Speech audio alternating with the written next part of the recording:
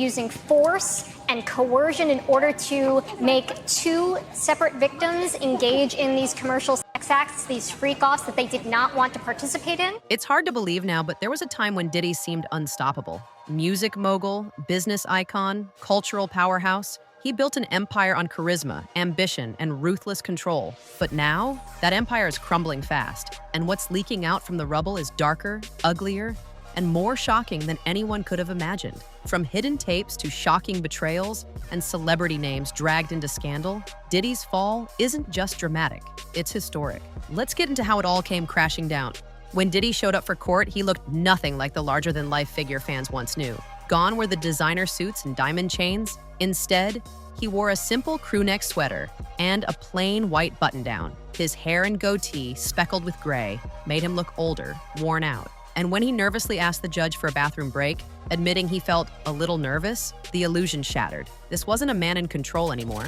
It was a man who knew that no amount of money, fame, or charm could save him from what was coming. And what came next? The video that surfaced was devastating. Captured in a hotel hallway back in 2016, it showed Diddy violently attacking Cassie, dragging her across the floor as she tried to escape. When it leaked, it exploded across social media. At first, Diddy owned up to it. He posted a somber apology on Instagram, calling his behavior inexcusable and saying he was seeking help. But that didn't last long. Within days, the apology was deleted, and his legal team began filing motions claiming the video was fake, doctored, and unreliable. The flip-flop made him look worse, and prosecutors smelled blood in the water. But what Diddy didn't realize was that the video was only the tip of the iceberg. The longer people looked into Diddy's past, the worse things got. Sources alleged that hotel security staff were paid off to stay silent about the attack. Whispers spread that Diddy's money had bought silence for years. Hotel workers, party guests, even friends who had seen too much. And people began asking hard questions. Why did it take so long for the footage to surface? How many people helped keep Diddy's secrets buried? The Cassie video wasn't just evidence of a crime.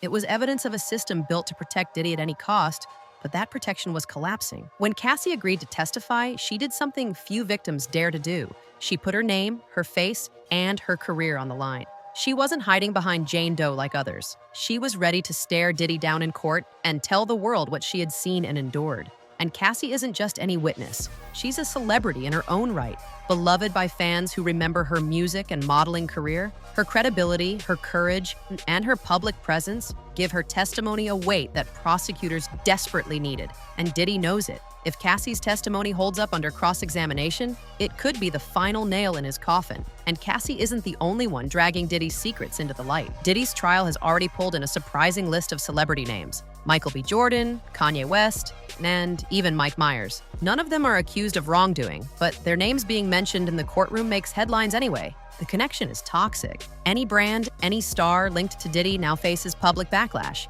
even if they had no idea what was going on behind the scenes. And behind closed doors, Hollywood is panicking. No one knows how deep this scandal goes or who might be next. Because the truth is, Diddy wasn't just falling alone. He was dragging others down with him. The raids on Diddy's mansions uncovered hundreds of hours of encrypted footage. When the FBI cracked into the files, what they allegedly found was chilling. Massive, drug-fueled parties, coerced acts, scenes so graphic and disturbing that jurors are being warned ahead of time. The events were referred to by Diddy's circle as freak-offs, secret gatherings where rules didn't exist, and consent was a blurred, broken concept. The footage doesn't just implicate Diddy. It allegedly shows multiple high-profile figures participating, or at least standing by. Even if every witness disappeared tomorrow, the tapes are damning enough to sink him. But Diddy's legal team wasn't giving up without a fight. First came the exits. His longtime law firm, Grubman, Shire, Mialis, and Sachs, dropped him. Anthony Rico, one of his main defense attorneys, quit mid-case,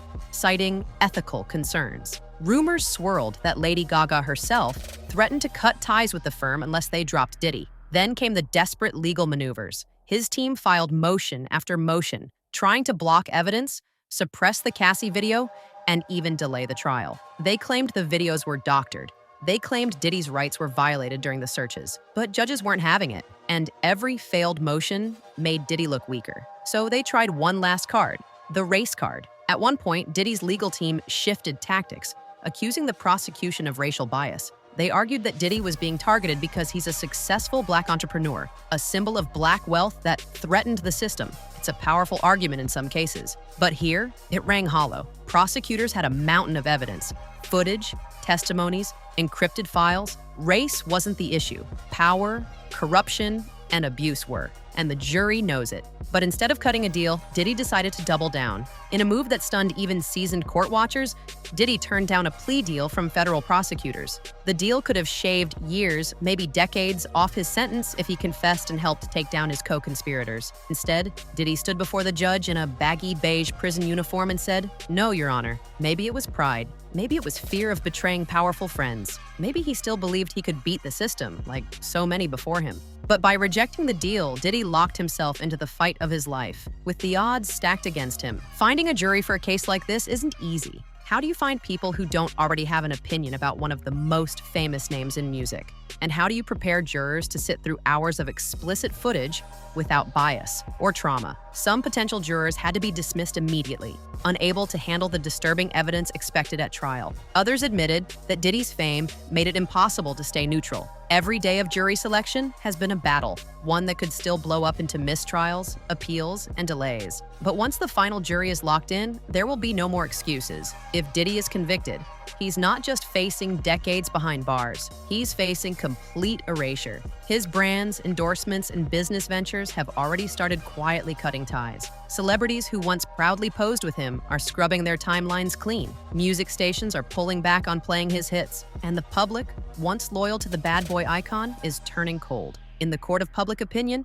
Diddy's empire has already fallen. Now it's up to the real court to decide if he'll lose his freedom too. Once, Diddy was a symbol of success, the kid from Harlem who built an empire out of nothing. Today, he stands alone, facing a mountain of evidence, abandoned by friends, betrayed by his own arrogance. The trial promises to expose secrets darker than anyone imagined. And it's clear that whatever happens, Diddy's world will never be the same. Will he finally be held accountable, or will he slip through the cracks like so many others in Hollywood before him?